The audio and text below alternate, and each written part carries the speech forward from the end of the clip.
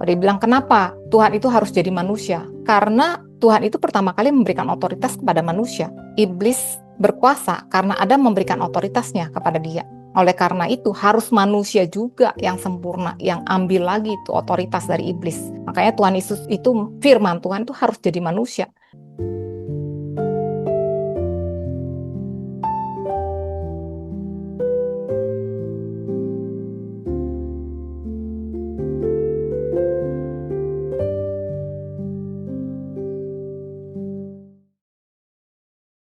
Kejatuhan pertama kali manusia itu ada di Taman Eden. Dan Adam manusia pertama, karena Adam, semua yang punya darah manusia, itu dagingnya adalah berdosa. Tapi terjadi penebusan di Taman Getsemani, di taman yang lainnya. Tuhan Yesus, dia manusia sempurna. Kita lihat bedanya. Adam itu diberikan otoritas atas bumi. Tuhan Yesus juga diberikan otoritas atas bumi. Adam itu dicobai dan jatuh. Tuhan Yesus dicobai juga. Kita lihat ya, dia dicobai oleh iblis, tapi dia menang. Semua manusia itu berdosa karena Adam, karena punya darahnya Adam gitu ya. Tetapi semua manusia itu bisa dibenarkan ketika percaya, lahir baru di dalam roh. Roh Tuhan itu masuk ke dalam kita, kita dibenarkan. Karena Adam ketidaktaatannya itu membawa kematian, tetapi ketaatan Kristus itu membawa kehidupan. Jadi Adam itu memberikan otoritasnya kepada iblis, tapi Tuhan Yesus dia ambil otoritas dari iblis dan dia memberikannya kepada kita yang percaya. Harus manusia ngambil lagi otoritas dari iblis. Manusia pertama itu memberikan otoritas kepada iblis. Dia bilang, kenapa Tuhan itu harus jadi manusia? Karena Tuhan itu pertama kali memberikan otoritas kepada manusia. Iblis berkuasa karena Adam memberikan otoritasnya kepada dia. Oleh karena itu harus manusia juga yang sempurna, yang ambil lagi itu otoritas dari iblis. Makanya Tuhan Yesus itu, firman Tuhan itu harus jadi manusia. Jadi cuman dia yang bisa ngambil lagi karena dia tuh sempurna. Dia tanpa dosa. Dia ambil lagi otoritas dari iblis dan dia berikan pada semua orang yang percaya yang ada di dalam dia. Jadi di 1 Korintus 15:45 dikatakan seperti ada tertulis manusia pertama Adam itu menjadi makhluk yang hidup. Tapi Adam yang akhir, Tuhan Yesus ya, dia menjadi roh yang menghidupkan. Jadi sekarang balik lagi, kita mau pilih yang mana? Kita mau ada di dalam Adam, ya, mau coba dengan usaha manusia untuk benar, good luck ya.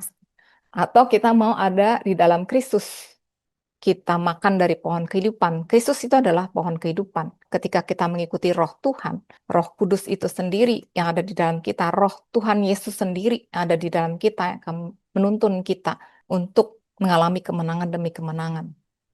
Nah, di Wahyu, di kitab terakhir ya, di Bible, di sini dikatakan di Wahyu 12, dan naga besar itu, si ular tua, yang disebut iblis atau setan, yang menyesatkan seluruh dunia, dilemparkan ke bawah. Dia dilemparkan ke bumi bersama-sama dengan malaikat-malaikatnya.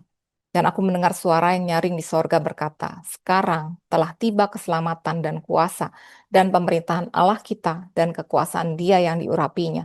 Karena telah dilemparkan ke bawah pendakwa saudara-saudara kita yang mendakwa mereka siang dan malam di hadapan Allah kita.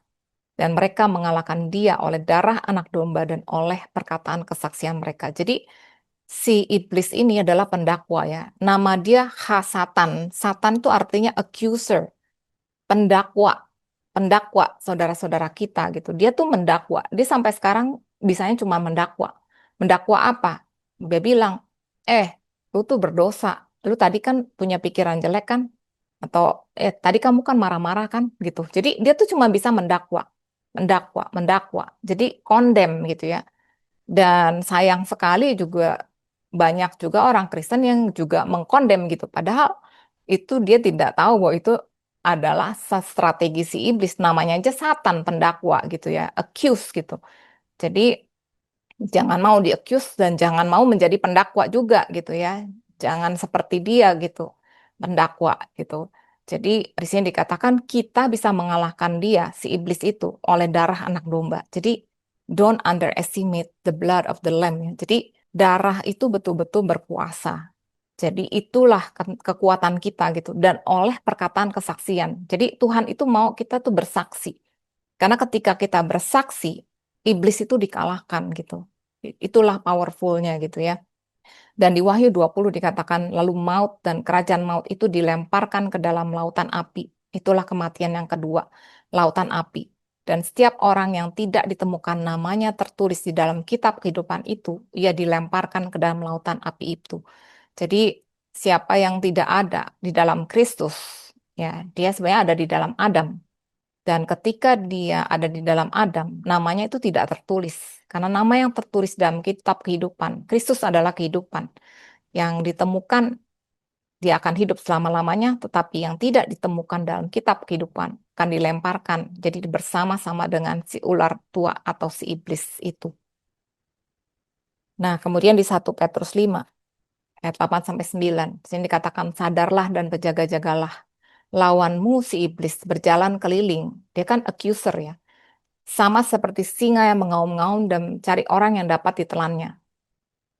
Ya, Indrawati pernah nanya, kenapa singa gitu ya? Sebenarnya singa ini adalah gambaran dari Tuhan sendiri ya. Tuhan Yesus itu adalah singa dari suku Yehuda. Lion and the Lamb. Dia tuh the lion, jadi dia singa, dan dia juga the lamb, anak domba juga gitu. Singa itu menggambarkan kekuasaan. Dia berkuasa. Tapi si iblis ini dia jalan keliling sama seperti singa. Dia tuh menyerupai. Dia tuh mau mengimpersonate Tuhan gitu. Dia mau berpikir, oh gue loh yang berkuasa. Jadi dia seperti singa mengaum-ngaum. Padahal sebetulnya dia udah nggak punya gigi gitu istilahnya ya. Dia mencari orang yang dapat ditelannya. Tapi di sini katakan lawan. Lawan dia dengan iman yang teguh. Sebab kamu tahu bahwa semua saudaramu seluruh dunia menanggung penderitaan yang sama. Jadi di sini kita disuruh lawan. Kalau misalnya orang bilang, oh apa yang terjadi itu pasti Tuhan izinkan. Kalau Tuhan izinkan, kenapa disuruh lawan? Jadi dikatakan jelas-jelas dibilang lawan. Karena iblis itu berjalan keliling seperti singa yang mengaum-ngaum gitu ya, mencari orang yang bisa ditelan. Kalau ditelan ya ditelan gitu. Di Yohanes 10:10 Tuhan Yesus bilang pencuri, iblis itu datang hanya untuk mencuri, membunuh dan membinasakan. Jadi kalau ada yang mencuri, membunuh, membinasakan, itu bukan Tuhan dan bukan juga Tuhan yang mengizinkan. Kita lihat ya semuanya itu terjadi itu karena manusia itu punya pilihan. Jadi Tuhan Yesus bilang, aku datang supaya mereka mempunyai hidup dan mempunyainya dalam segala kelimpahan. Tuhan mau kita punya hidup, bukan kematian. Tuhan mau kita berkuasa, memanifestasikan kemuliaan Dia di bumi gitu ya. Dia tidak membunuh, dia tidak membinasakan, dia tidak mencuri gitu ya. Jadi jangan salah pengertian gitu ya. Di Yohanes 1 ayat 12 dikatakan, tetapi semua orang yang menerimanya, menerima Tuhan Yesus ya, diberinya kuasa supaya menjadi anak-anak Allah, yaitu mereka yang percaya dalam namanya. Jadi kalau kita percaya dalam nama Tuhan Yesus, kita diberi kuasa. Kenapa kita diberi kuasa? Karena iblis itu masih merajalela di sini ya. Sampai Tuhan Yesus nanti datang lagi, iblis dikalahkan dan dimasukkan ke dalam lautan api. Itu iblis tuh masih masih merajalela, tetapi kita udah dikasih kuasa gitu dan kita pakai kuasa itu gitu ya. Jadi balik lagi kita mau pilih yang mana? Kita mau pilih pohon pengetahuan ya berdasarkan panca indera diperhamba gitu ya oleh si iblis. Iblis tuh pasti akan accuse ya. Dia tuh selalu mendakwa. Dia bilang, "Tuh lihat, kamu kan menderita, kamu sakit itu karena Tuhan yang kasih kamu. Kamu dosa apa?" gitu ya. Dia tuh selalu accuse gitu, condemn gitu. Tetapi di sini Tuhan Yesus sudah jelas-jelas bilang, "Aku datang untuk memberikan hidup." Pencuri yang mencuri, membunuh, membinasakan gitu. Apakah kita mau mengikuti Tuhan? Apakah kita percaya sama Dia gitu ya? Dan mengikuti tuntunan Roh Kudus. Nah, di Mazmur 92, ini kan kita masuk ke tahun yang baru ya, 2026. Di Mazmur 92, di sini ada janji Tuhan, dikatakan ayat 13-16. Orang benar akan bertunas seperti pohon korma, akan tumbuh subur seperti pohon aras di Libanon. Jadi kita tuh orang-orang yang dibenarkan oleh darah Tuhan Yesus, kita adalah orang benar ya. Kita bukan lagi orang berdosa, kita orang benar. Kita dibenarkan karena darah Kristus. Dan dikatakan akan bertunas seperti pohon korma. Pohon korma itu adalah pohon yang istilahnya tahan banting gitu ya. Dia bisa bertahan dalam suhu antara 0 ya, freezing, beku sampai ke 50 derajat Celcius itu masih tahan. Bahkan di tanah yang marginal atau berpasir, tanah jelek itu dia tetap tahan gitu. Dan dibilang akan tumbuh subur seperti pohon aras di Libanon. Pohon aras ini lebih tahan banting lagi. Pohon aras ini bisa tahan bahkan sampai di suhu minus 25 derajat Celcius. Dan pohon aras itu sangat terkenal dengan panjang umurnya ya. Bahkan ada yang umurnya itu lebih dari 1.000 tahun. Ada gitu ya, masih ada sampai sekarang lebih dari 1.000 tahun, bayangin. Karena dia punya lapisan lilinnya pada rusuk daunnya, jadi dia tuh nggak gampang layu ataupun mati gitu ya. Dan pohon aras ini adalah simbol keabadian. Kita tahu juga bahkan Raja Daud itu punya istananya itu dari pohon aras karena ya memang tahan segala cuaca gitu. Dan dikatakan bahwa orang benar itu seperti subur seperti pohon aras di Libanon. Mereka akan ditanam di bait Tuhan dan akan bertunas di pelataran Allah kita. Pada masa tua pun mereka masih berbuah, menjadi gemuk dan segar. Kenapa? Untuk memberitakan bahwa Tuhan itu benar, bahwa Ia gunung batuku dan tidak ada kecurangan padanya. Tuhan tuh nggak curang ya, Tuhan tuh nggak bohong. Kalau Dia bilang oleh bilur-bilurnya kita sudah sembuh, ya kita sudah sembuh gitu. Kalau dikatakan aku memberikan damai sejahtera kepadamu, ya Dia berikan damai sejahtera gitu. Dan kan dikatakan juga semua yang letih lesu dan beban berat datang padaku, aku akan memberikan kelegaan. Ya Dia memberikan kelegaan. Tuhan itu benar gitu.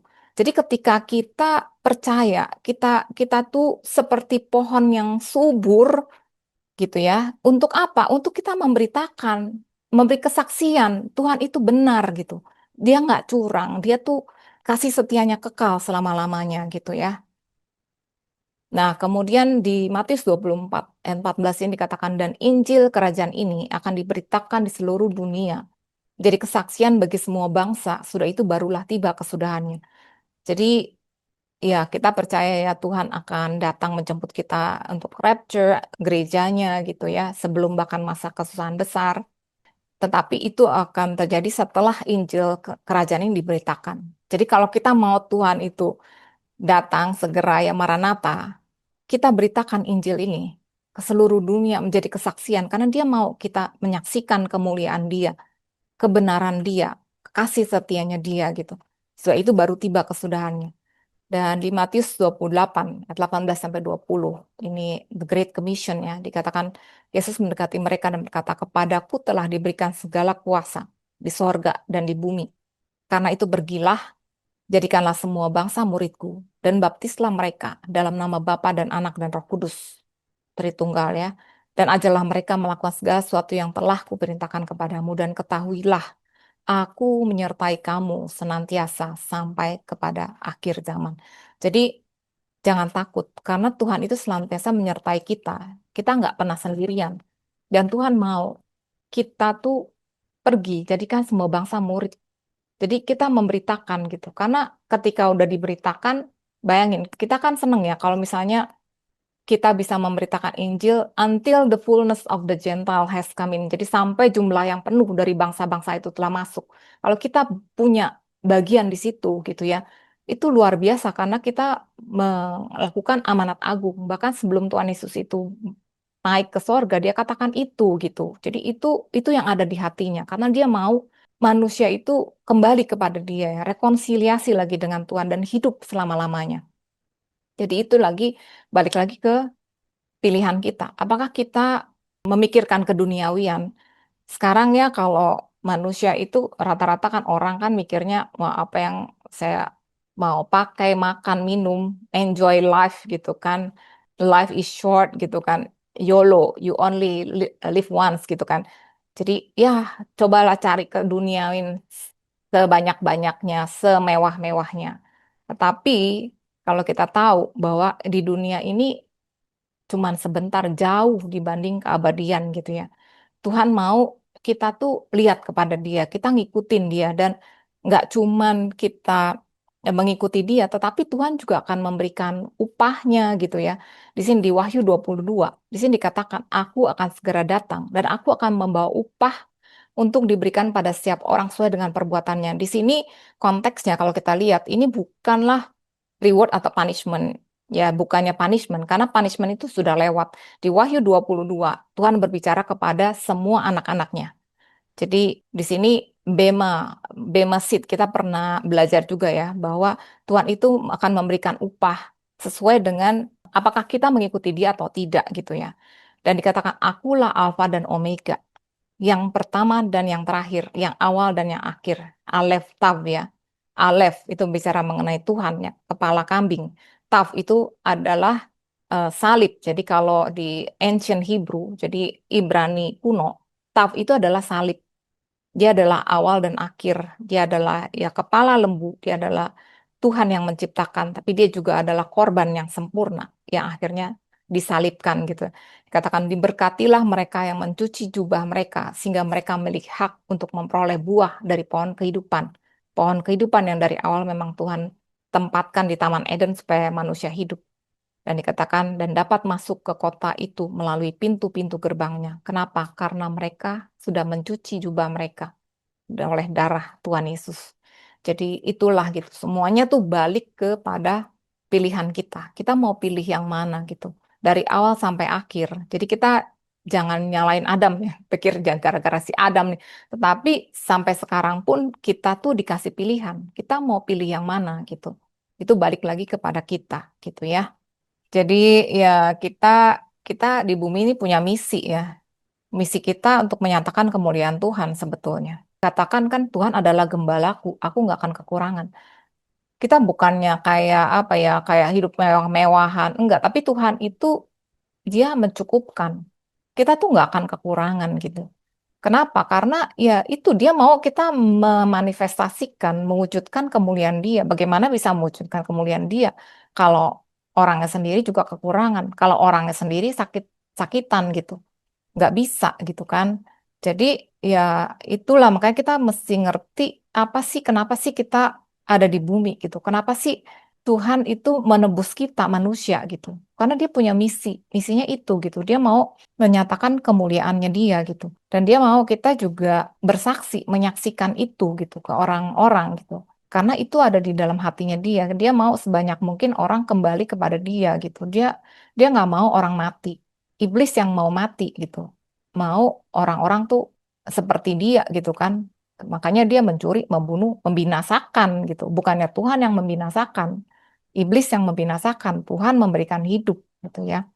Jadi ya itulah pentingnya kita dan kita ikutin tuntunan Tuhan gitu. Jadi kita nggak berasa terbeban atau apa gitu kan. Jadi ya kita ikutin tuntunan Tuhan sendiri karena Dia sendiri kan yang bekerja gitu. Dia yang memberikan keinginan itu dan Dia sendiri yang memampukan gitu. Dia yang menuntun dari awal. Dia akan menyelesaikan sampai kepada akhirnya gitu. Dan aku juga mau katakan kepada orang-orang yang mungkin saat ini dengar tapi belum terima Tuhan Yesus. Ini saatnya gitu. Jadi terima Tuhan Yesus kan dia adalah satu-satunya jalan. Kalau mau terima Tuhan Yesus, berdoa, ikutin kata-kata saya. Tuhan Yesus, terima kasih karena Engkau adalah firman yang menjadi manusia. Satu-satunya manusia sempurna yang membenarkan kami, yang bisa membawa kami kepada Bapa. Karena kami berdosa di dalam Adam, Engkau sendiri menebus kami. Kami percaya Tuhan, Engkau yang menuntun kami, Engkau sendiri yang oleh darah-Mu menebus kami. Dan aku mau untuk menerima Engkau sebagai Tuhan dan Juru Selamat. Dan biarlah rohmu sendiri, roh kudusmu sendiri yang tuntun, supaya aku bisa berjalan di dalam satu kemenangan, kepada kemenangan, di dalam satu kemuliaan, kepada kemuliaan Engkau, untuk memuliakan Engkau, mewujudkan kemuliaan Engkau di muka bumi ini. Terima kasih Bapa di dalam nama Tuhan Yesus, kami berdoa dan mengucap syukur. Amin.